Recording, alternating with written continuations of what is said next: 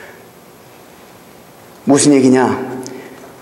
이 누가는, 사도행전을 기록한 저자 이 누가는 이방성교의 문을 여는 마당에 특히 베드로의 이 사건을 통해 베드로의 사도성을 드러내시는 하나님의 사도적 표적을 통해서 그의 권위와 입지를 권고히 하고 계신다는 사실을 지금 기록하고 있는 거예요. 저는 오늘날도 그와 같지는 않지만 우리에게, 어느 누구에게 이런 하나님의 특별한 뜻이 있어서, 특별한 독특한 하나님의 계획과 경륜이 있어서 하나님의 나라를 어떤 특별한 방법으로 폭발적으로 일으키시고 세우시려고 하는 계획이 있으면 동일하게 이런 권능과 능력을 그 사람을 세워서 행사하실 것이라고 저는 믿습니다.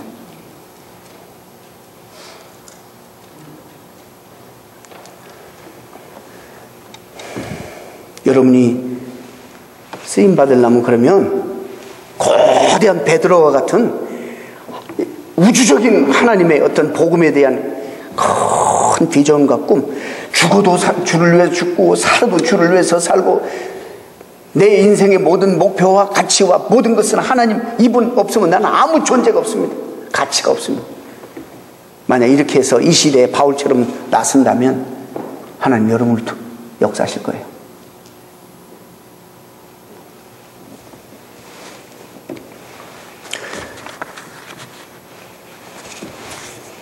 우리가 사도적인 교회가 되기를 원하고 사도행전에 나타나는 많은 표적과 역사와 이런 것들이 오늘날 우리에게도 나타나기를 사모하고 갈망합니다. 그러나 이게 좀 굉장히 신학적으로 중요한 거예요. 하나님이 과연 본질에 있어서 똑같은 일, 그리고 퀀티티와 퀄리티에 있어서 거의 동일한 그런 사건을 오늘날 우리에게, 이 시대에 사는 우리에게 일으키실까? 우리가 이것은 조금 한번 생각해 봐야 돼요. 실제적으로 여러분 요즘에 이렇게, 그때는 흔히 있었는데 죽은 자 막 기도로 살려내는 일 있습니까? 많이? 잘 들으시기 바랍니다. 자, 복음이 하나님이 이스라엘 백성이라는 한 백성을 선택해서 이 백성을 이방인의 모든 나라의 빛으로 세워서 하나님을 모르는 많은 민족들을 빛 가운데로 인도해서 하나님을 알게 하려고 그 민족을 세웠는데, 이 민족이 하나님을 자기 하나님으로만, 자기 나라의 민족의 하나님으로만 민족 종교로 만들어버렸어요. 그런데 성령이 이 벽을 깨버리고 이제는 이방인을 향해서 유대인의 벽을 넘어서 이제 사람들을 성령 충만하게 해서 성령이 폭발적인 그런 역사를 통해서 복음이 이제는 우주적인 복음이고 하나님이 우주적인 하나님이기 때문에 이제 확산되고 폭발적으로 확산되는 이 시점에 있는 거예요, 지금.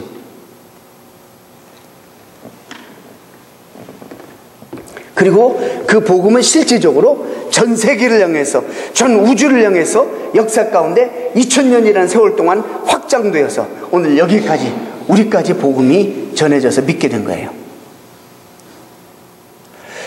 놀라운 것은 복음이 들어가는 곳마다, 이 복음이 들어가는 곳마다 문명이 발전하게 됐어요.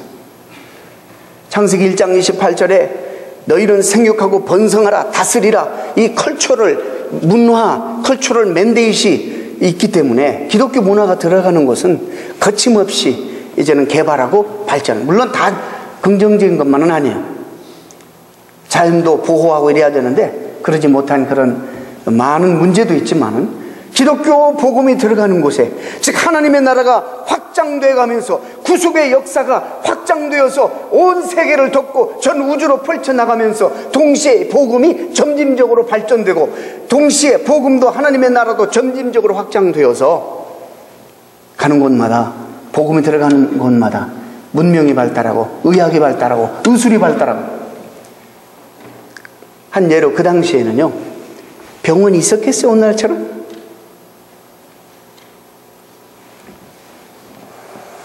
그 당시 오늘날처럼 의술이 발달했겠어요? 겨우 통계적으로 이런 걸 먹으면 낫더라, 자기 나름대로 어떤 민간요법들이 있었을 것이고, 그 가운데 조금 경험이 많은 의술이 있는 의원 누가 같은 사람들이 있어서 크고 작은 병들은 고쳤을 것입니다. 그러나 엄청난 사람들이 병으로 많이 죽었어요. 무슨 시설이 있다 할지라도 예수님 앞에 나와서 고침받은 사람들의 대부분은 돈이 없어서 가난해서 먹고 살기 힘들어서, 그런데다가 병이 들어서 더 이상 살 수가 없을 정도로 그런 가난한 사람들, 그런 혜택을 받지 못했을 것입니다.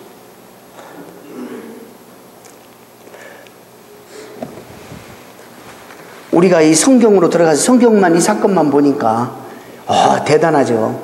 저는 오늘날의 이 역사보다도 더 엄청난 그런 치유의 역사가 하나님이 만드신 우술과 의학의 발전을 통해서 지금도 하나님께서는 병자들을 고치고 계신다고 저는 믿습니다. 이 모든 배후에 누가 계시겠어요? 하나님이 계시는 거예요. 하나님이 내셨고, 하나님이 우리에게 지혜를 주시고, 기독교 복음이 들어가는 곳마다 의술이 들어가고 의학이 발전되고 분명히 개발되고, 그래서 병원들이 들어서고, 여러분 이 모든 병원 사역 이런 것들이 하나님이 하시는 사역이라고 생각하지 않습니까? 감기 걸려서 죽게 됐으면 병원으로 데리고 갔어야지. 먼저 기도하면서 동시에 병원으로 가야지. 왜 문을 끌어 잠그고 그렇게만 하느냐 말이에요. 이 잘못된 병든 신앙이란 말이에요. 여러분, 저도 날마다 매일마다 기적을 체험하고 지금 살아갑니다. 저는 옛날에 태어났으면 벌써 죽었어요. 여러분 아시죠? 죽었어요. 저는 하나님의 기적의 역사로, 하나님이 만드신 의술로, 하나님께서 이미 개발해 놓은 그런 시설 속에서 틀림없이 죽을 병에 걸렸는데 장기까지 갈아 끼고 이렇게 살아있잖아요. 이게 하나님의 치유 아닙니까? 매일매일 약을 먹습니다. 이 약은 누가 내셨나요? 하나님이 내시지 않았습니까? 왜 직접 기도해서 고치는 것만 하나님이 고친다고 생각하시는 거예요? 우리가 얼마나 많은 삶의 영역에서 하나님의 은혜로움과 하나님의 타치하심을 우리들이 경험하고 사는데 왜 그건 인정을 안 해요?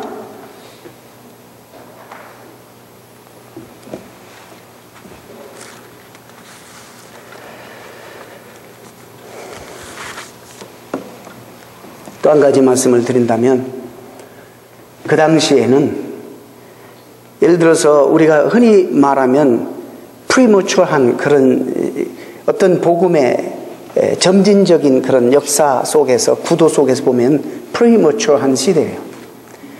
성경이 완성이 안 됐어요. 아시겠습니까? 여러분 정말 사모하시면 출애굽 시대로 가서 사실래요? 홍해 거기서는 갈라지고 반석에 쳐서 물 나오고 이러니까 그리 가세요. 그럼 거기 가서 사세요. 여러분의 삶과 무슨 해당 사항이 있어요? 홍해가 갈라지는 것이. 시대마다 하나님께서 그 시대에 필요한 계시와 표적과 하나님께서 그들에게 방문하시고 찾아오시는 방법들이 다양하게 달랐다는 사실 여러분 아시기 바랍니다.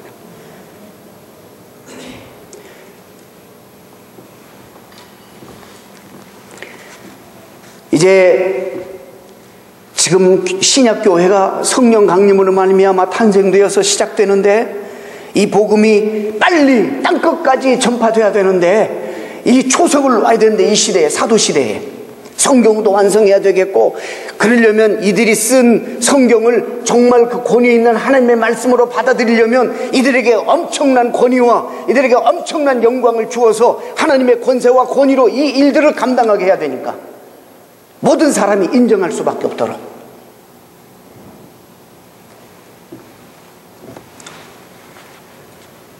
우리 시대는 하나님의 구원 계획이 이미 하나님께서 예수 그리스도를 통해서 하시고 이루신 모든 것들이 성경을 통해서 다 기록되어져서, 또 역사 가운데 주님이 십자가 사건을 이미 우리는 역사로 확인하고, 훨씬 복음적으로도 하나님 나라의 확장선상에서 훨씬 발전된 이 세상에 살아가고 있는 우리들로서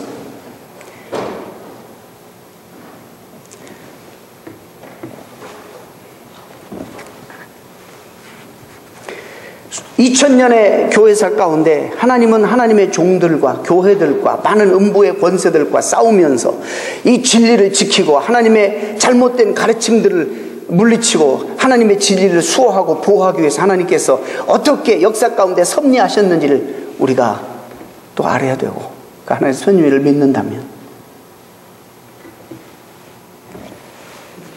이 시점에 우리 모두는 사실상 사도행전적 역사를 사모하고 기대하고 있지만 본질에 있어서 똑같은 건 아니라는 거예요.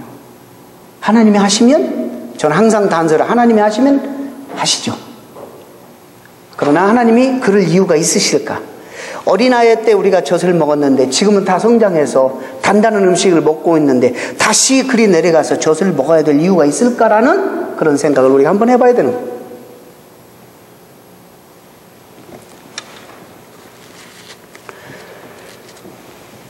자, 말씀을 정리를 합니다. 여러분, 이 조심스러운 말이에요. 그러니까 제가 말도 조심해야 되고, 사도행정적 역사가 오늘날도 있을까? 있습니다. 오케이? 하나님이 하시면, 하나님이 기뻐하시면. 근데 문제는 하나님이 기뻐하시는가? 하나님이 과연 하실까? 근데 이것은 다른 문제. 그 다음에 질문이에요. 자, 이제 진짜 프랙티컬하게 우리 집사님을 위해서 기도하고 있습니다. 하나님, 어디까지가 우리가 드려야 되는 포션입니까? 그냥 내가 하나님이라면 당장 일을 좀 저질렀겠는데 이렇게 안타까운 상황을 오래 두시는 하나님, 그럼에도 불구하고 우리는 우리 한계를 느끼고 물어야 돼요. 하나님 뜻이 어디 있습니까? 우리는 단지 하나님께서 말씀하신 명령을 쫓아 믿음을 가지고 소망을 붙들고 하나님의 능력과 권능을 믿고 정말 우리는 끝까지 기도할 것입니다. 이것이 우리가 해야 할 일이에요. 그 다음에는 하나님이 하시는 일이에요. 우리는 못 살려요. 당장 일을 일으키고 싶지만은 아무리 안타까워도 안 되는 거예요. 우리가 해야 할 일, 우리의 영역, 사모함을 가지고 소망을 가지고 최선을 가지고 믿음을 가지고 하나님 앞에 간절히 기도하는 거예요. 내가 할 수 있는 모든 것을 들여서 하나님 앞에 기도하는 거예요. 그러나 결과는 하나님께 맡겨야 돼요. 그런 일이 없어야 되겠지만 결과가 우리가 원하는 대로 나오지 않아도 우리가 이런 신앙을 가질 때 어떤 상황 속에서는 하나님 앞에 감사하고 영광을 올려드릴 수가 있는 거예요.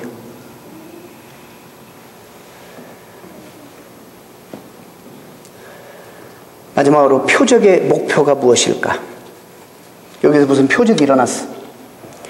이 표적이란 말은 세미온이라는 그런 단어인데 여기서 사인이라는 말이 영어에 나왔어요. 파생됐어요. 이 그리스에서 많이 왔잖아요, 영어가. 앵글로색슨 이 언어가. 근데 이 사인 자체가 중요한 게 아니에요. 사인은 뭔가를 지시하고 있는 하나의 표시예요. 아시겠어요? object이에요. 그러니까는 저기 앞에 우리 교회 지나가면 교회 사인이 있죠. 거기 사인 붙들고 예배 드리는 분 계세요? 이리 가면 뭐가 있단 말이에요. 제가 자주 바버샵 앞에 이렇게 뭐 돌아가는 게 항상 있어. 이 사인이 중요한 게 아니에요. 이 사인이 가리키는 거는 이 들어가면 머리 깎는다는 거예요. 이 사인에게 우리의 시선과 초점이 머물러서는 안 된다는 거예요. 무슨 얘기냐면 이 표적과 이런 것들은요, 그 자체가 중요한 것이나 이것을 행하시는, 이걸 통해서 역사하시는 주인공이신 주체이신 하나님까지 우리의 관심이 가야 되는 거예요.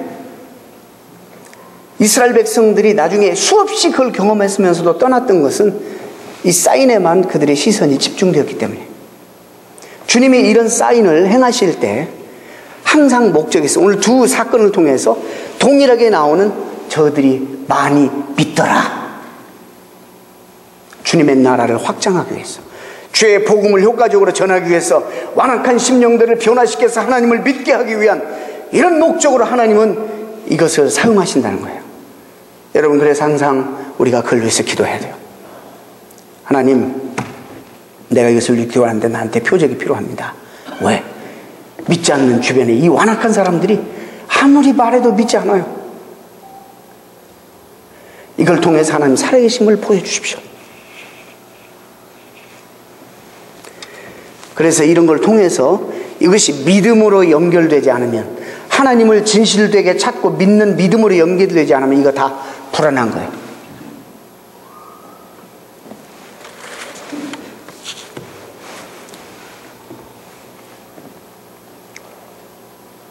저는 초대교회보다도 지금 이 시대가 하나님의 치유의 역사가 비교할 수 없을 정도로 활발하게 엄청나게 많이 나타나고 일어나고 있다고 믿습니다.